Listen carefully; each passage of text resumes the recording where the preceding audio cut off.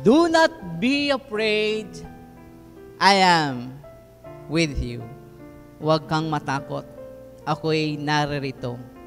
Hashtag Jesus Christ. Mga kapatid, no, we are in 19th Sunday in ordinary time kung saan tayo tinuturuan ng Panginoon, huwag kang matakot. No, sa kabila ng banda ng ating mga pinagdaraanan sa ating buhay, always remember this, God is in you.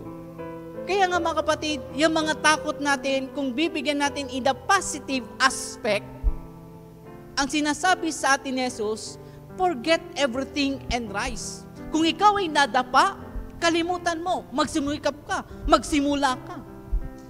Kung ikaw ay nagkasala, bumangon ka, pagsisihan mong pagkakasala mo. Huwag ka manatili sa pagkakasala, huwag ka mananatili sa pagkadapa ng iyong buhay.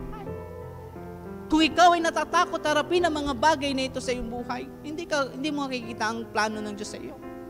Ibig sabihin ni Jesus, limutin natin ang ating lahat ng ating mga problema sa ating buhay. Huwag tayong matakot na harapin anumang mga pagsubok, anumang mga alon sa ating buhay, anumang problema na ating pinagdaraanan. We must be focused sa ating goal.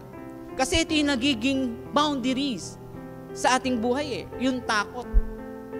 Kaya nga sinasabi sa atin ni Jesus, huwag kang matakot. Ito yung binibigay niya sa kanya mga alagad Yan pa lamang, sumusuko na kayo.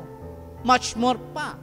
Kaya nga sa ating buhay, no, kapag ikaw sinampan ng alon sa iyong buhay, gawin mo ito bilang pagmamahal sa iyo ng Diyos. Ginigising ka lamang ng Diyos upang makita mo ang tunay na katotohanan sa iyong buhay.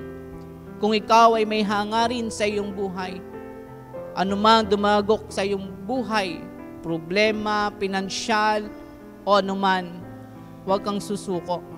Magpatuloy ka dahil alam mo, meron kang tinatanaw, meron kang nais marating sa iyong buhay.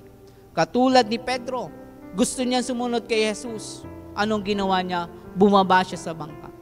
Ikaw, kung gusto mong marating ang mga naisin mo sa iyong buhay, alisin mo ang takot mo sa iyong kalooban at magtiwala ka na ang Diyos ang tanging kasama mo sa iyong paglalakbay.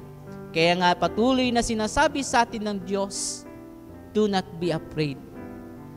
I am with you. Amen.